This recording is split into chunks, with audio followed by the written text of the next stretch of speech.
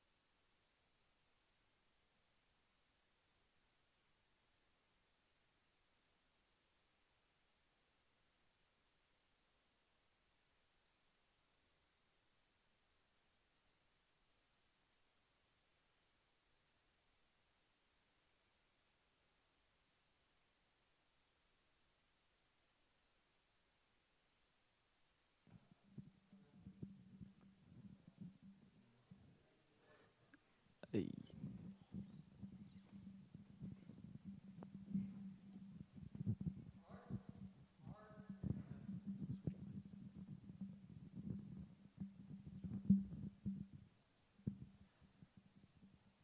Leo and Art kind of introduced uh, themselves to my mother. And my earliest recollection is that my mother invited Art and Gary to come to church at South Highland.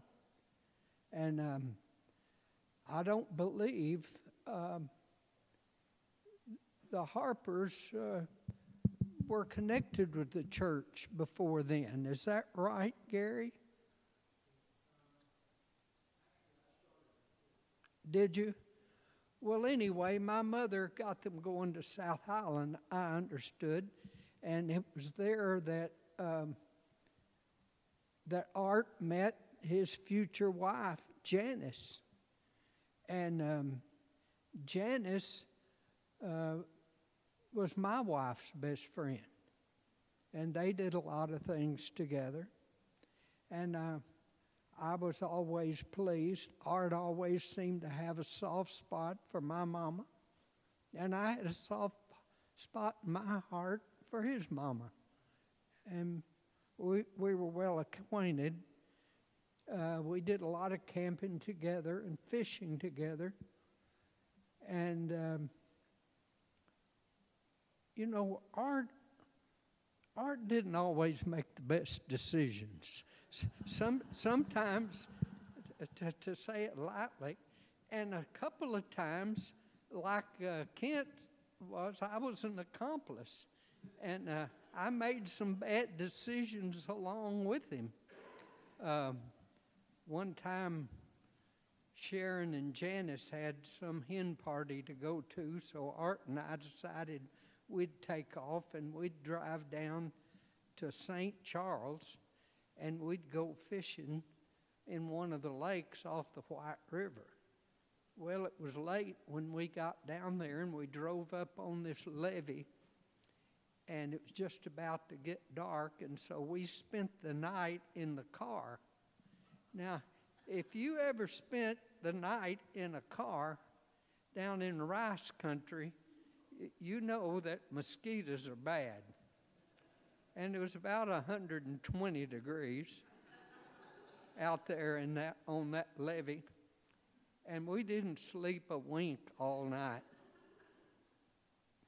And then we got up and we went out on the White River, which was rolling, and we barely made it across. And we pulled our boat over to a pond and we fished all day. And our fishing trip, Kent, was about like yours. We fished all day. I think we caught 2 bass. And then we came home. Well, on the way home, we couldn't decide who ought to drive. And so I would get over on the seat, and Art would go to sleep, and then he'd drive. And when I would wake up and I'd see that he was running off the road, I'd say, Art, let me drive. You're going to kill us. And so I'd get in there and drive, then I'd fall asleep at the wheel, and Art would wake me up, and I don't remember going through Stuttgart. And when we got back, I asked Art, I said, who was driving through Stuttgart? He said, I thought you were. And so we slept and drove it, and I really believe I slept better when I was under the wheel than when I was worried about Art. Another bad decision I made about Art one time is, you may not have known this, but Art was a pilot. He worked and got his pilot license, and he learned to fly an airplane. And so one time he decided that it'd do nothing but for him to fly Sharon and Janice and I down to Dallas to see Danny Burleson. He was preaching down in Texas then.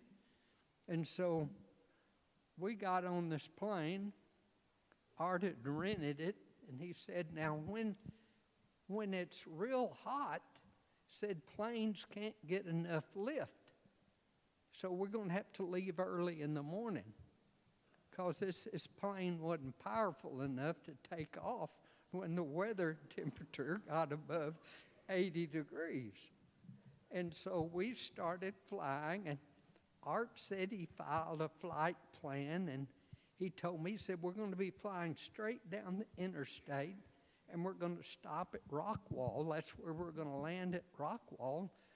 And Danny's going to come there and pick us up at that little airport, Rockwall, Texas. He said, we just follow the interstate, and you can look down. And sure enough, we took off. We headed that way, and I could look down.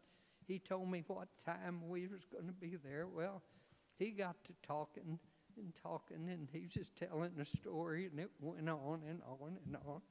And finally, I looked down, and I could see the interstate where it went over Sam Rayburn Reservoir. If you've ever driven to Dallas, you may recall that big reservoir just before you get there.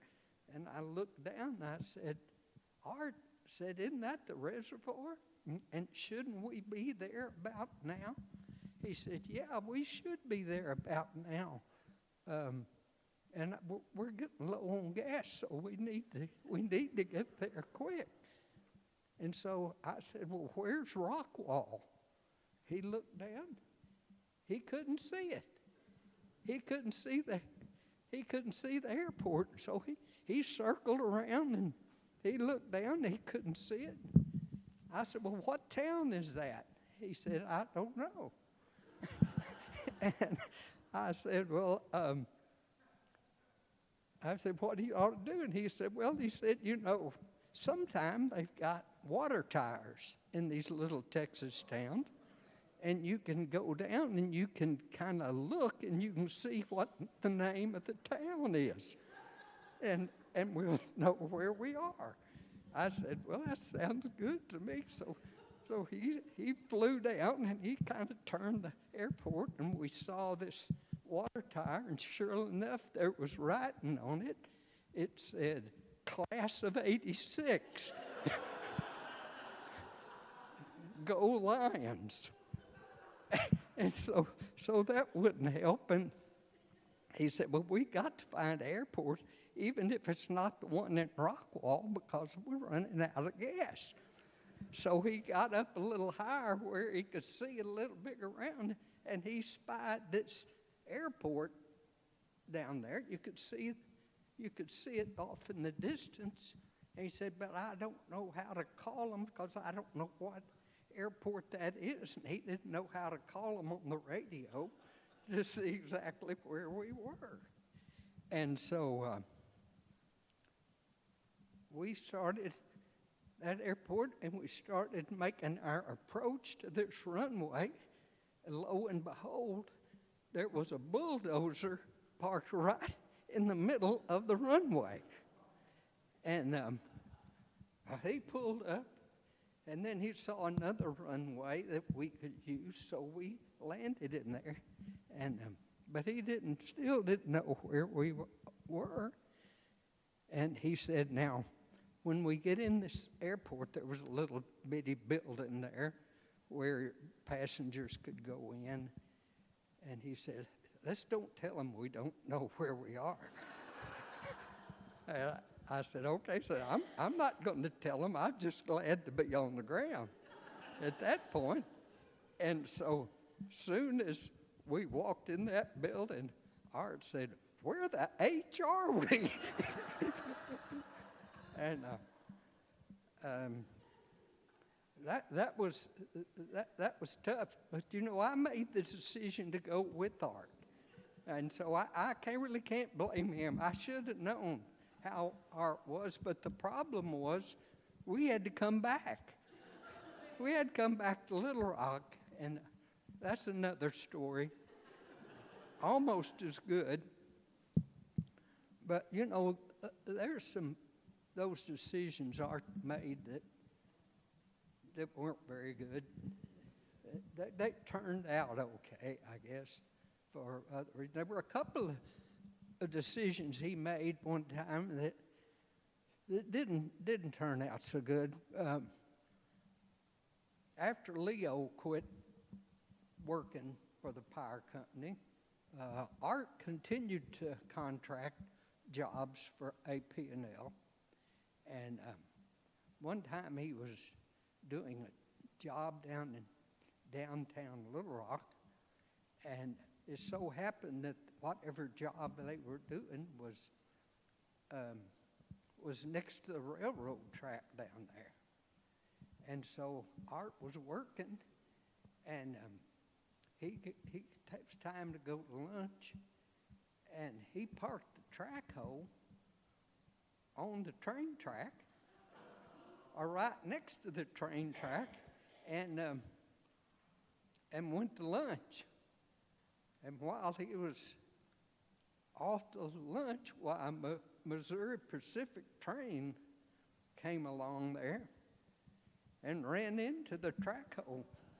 I don't think it hurt the track hole real bad, but it derailed the train. And you can imagine the problems caused by a train being derailed in downtown Little Rock and blocking all the roads. And that was a problem. Then shortly after we started the church here, Art had another job up next to the interstate across from where the Pleasant Valley Church is. He had a church there, and they had some gas lines that were there. Art was moving some dirt, and some way or another, he hit one of those high-power gas lines. It sounded like a giant jet taking off. That high-pressure gas coming out, it caught on fire with a spark and blew up. Nobody was hurt. But that day, there was a Razorback game in Little Rock, and that whole intersection, which is the main thoroughfare to get to the stadium, it was blocked off, and it was blocked off for half a day. And I don't know exactly how that happened. Art said that the guys that's supposed to mark where the gas lines were marked it wrong. But before he got there, he scratched off the topsoil that had their markings. So I don't know whether there was no evidence whether Art was right or they were right, but it happened. And then I'd like to tell about another kind of accident that he had.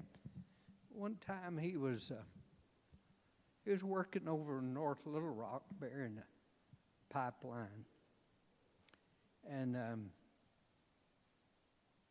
it might have been that he had some of those fellers like Kent was working for him, but I know one of the persons working for him was his first day on the job.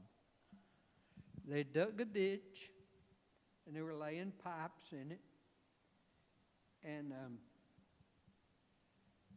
there's an OSHA regulation that if you have a ditch that's so deep, you got to have a box where the people that are down in that ditch working are protected. They call that a man box. Do you know, Gary, what do you call there's a piece of equipment, I think it's called a man box. It's a big, heavy, square box that you can set down, and it holds the dirt up for a little while somebody's working in there. You don't have to have it all the time, but if the ditch is deep enough or the soil is apt to fall in on the person, you got to have it.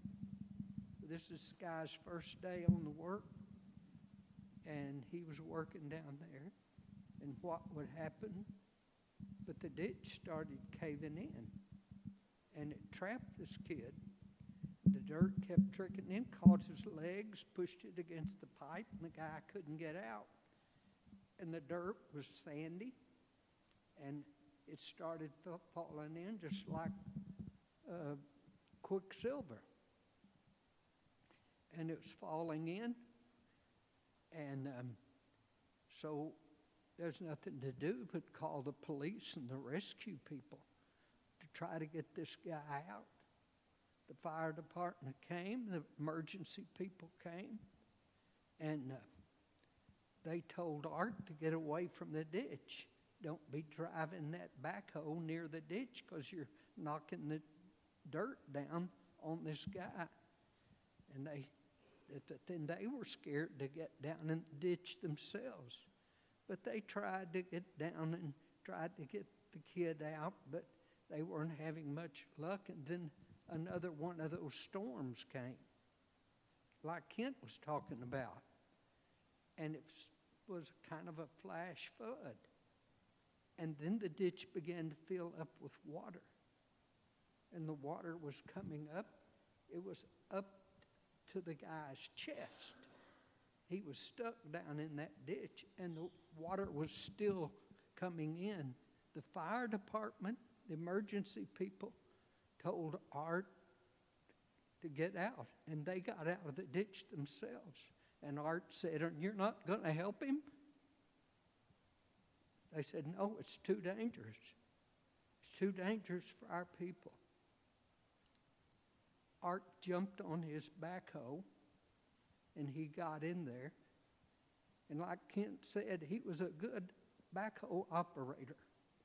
He could use a backhoe like Kent could use a surgeon's knife. And he did the delicate work, and they objected to him over their objections. He dug and he dug carefully, and he extricated that boy and got him out and went to the hospital.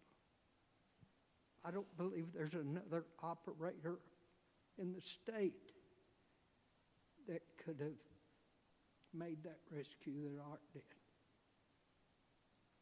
He should have been using a man box. He should have followed OSHA regulations. He got into a lot of legal problems after that because he didn't. But he saved the boy's life. So I can't fault him. And that's the way Art was. He didn't do always things right, but he did them the best that he could. And Art had a knack for meeting people that were down and out. Somebody that had an addiction problem, somebody that'd been in jail. But he'd take them on. A lot of times they'd steal from him. A lot of times they'd take advantage of him. But after a while, he'd forget. He didn't blame it. He didn't hold them against him. We need to have more people like Art Harper. We need to have people that look after people who are in trouble. And so, Art, you've made a big difference in my life and the lives of other people. And Scott, you can be proud of your dad. Your dad was a little bit of a goofball, but he was a good guy. He was a good guy, and we need to respect him.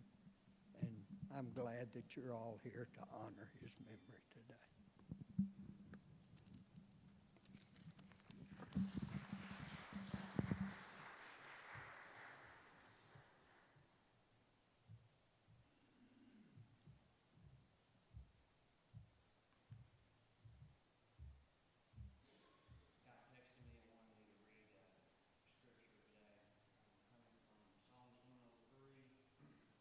For as the heavens are high above the earth, so great is his loving kindness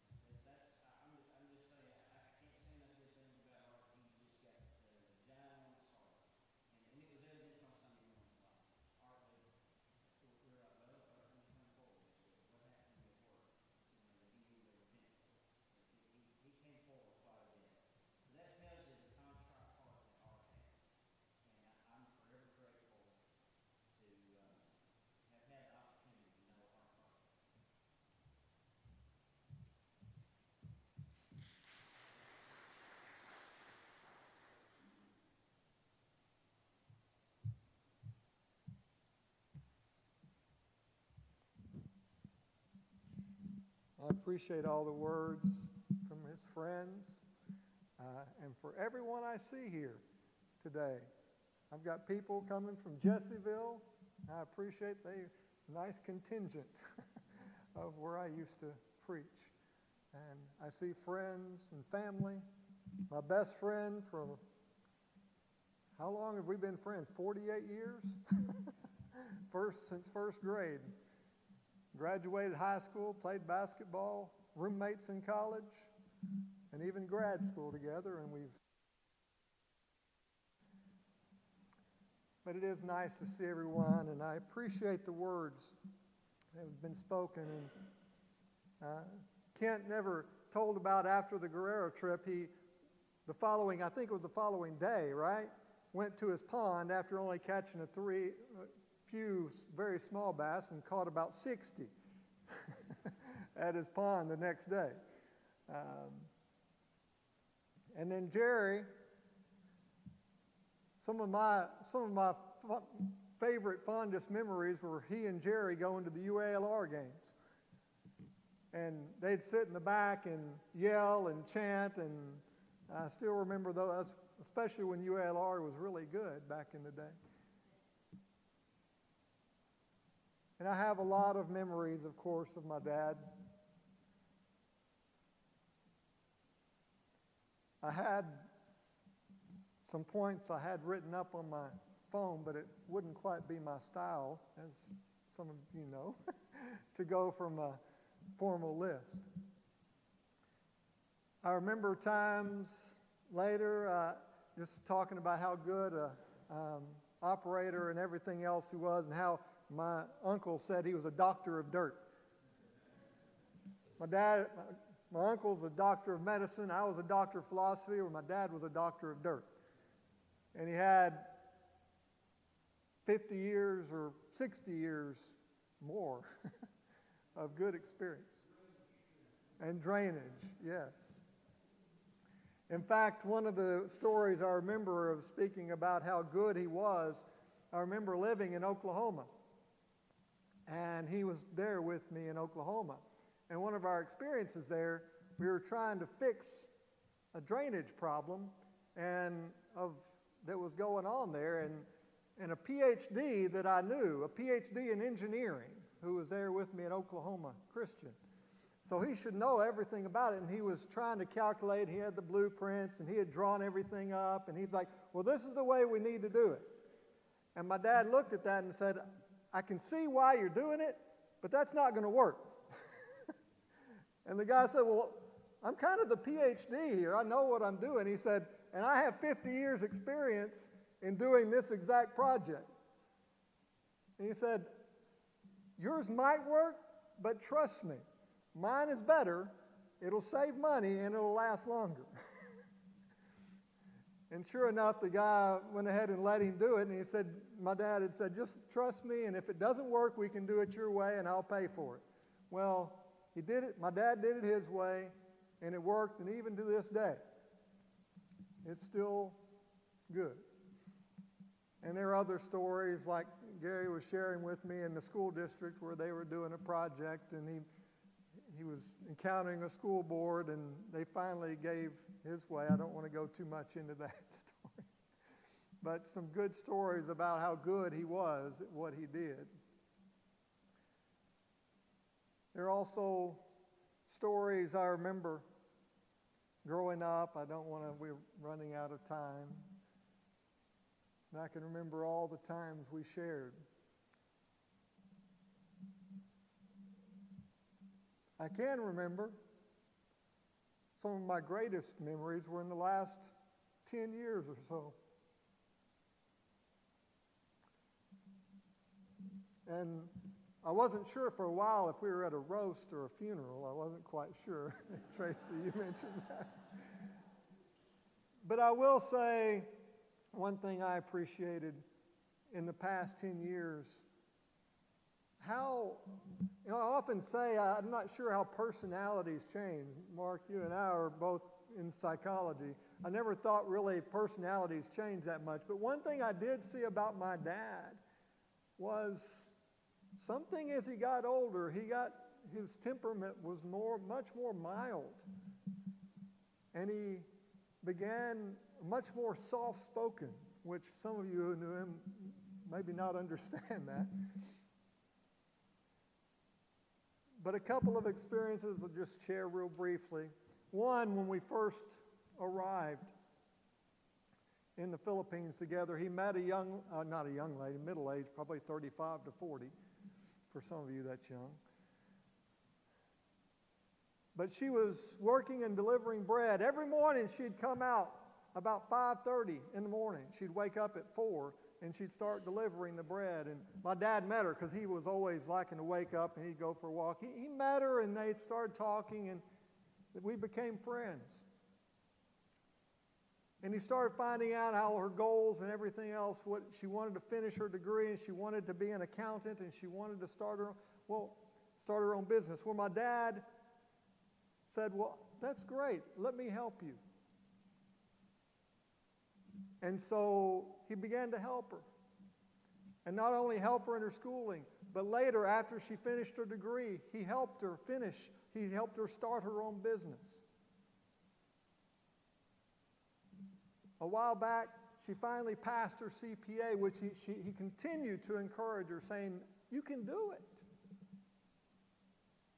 And she finally did. In fact, she wrote me a story just the other day, which she kept in touch. And I'll read it. One day at a time, we'll get through this.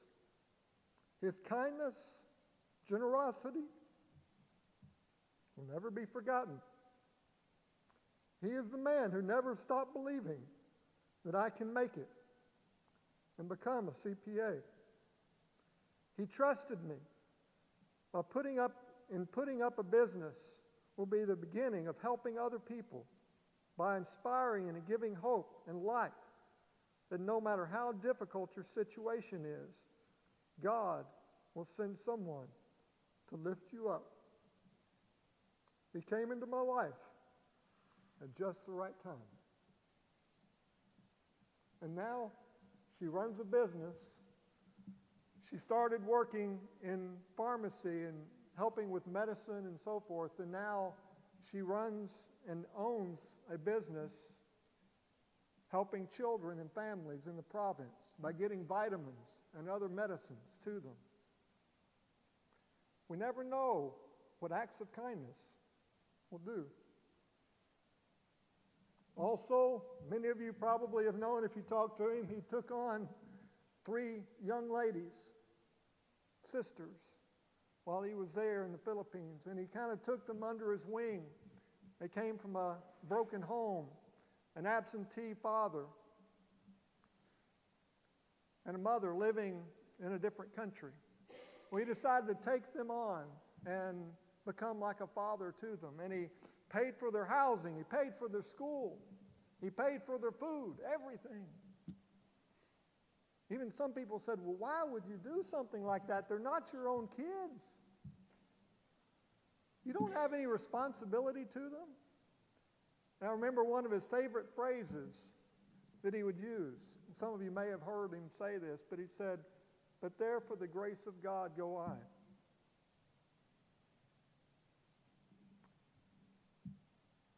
And they became like his own daughters. And even to this day, they call. And they were even on the phone when he passed. And I admire him for that.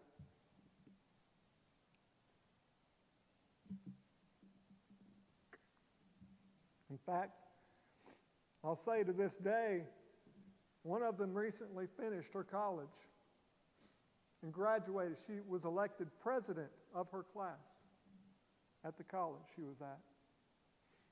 The other one, the middle daughter, is now in nursing school. And she will be finishing. She's in her last year, and she will be finishing as a nurse. As the number 1 or number 2, depending on how she finishes. Very bright young lady. And because of him, because of what he did to make a difference. Some of us say we can't make a big difference and we don't, the world is so big. Well, yeah, it is, and we can't make a difference in many things, but what he decided was he can make a difference in a few. And he did. And so for those 3 girls, even the youngest of which is thinking to become a veterinarian because she loves animals and just a tremendous artist at the age of 12. But he made a difference because he had a good heart for people. He didn't always make the best decisions, but he always had a good heart. He loved people. He took compassion on others. And he loved meeting new people. He loved being a friend. And those of you who knew him understood that. I appreciate him. And I love him. And I'll miss him.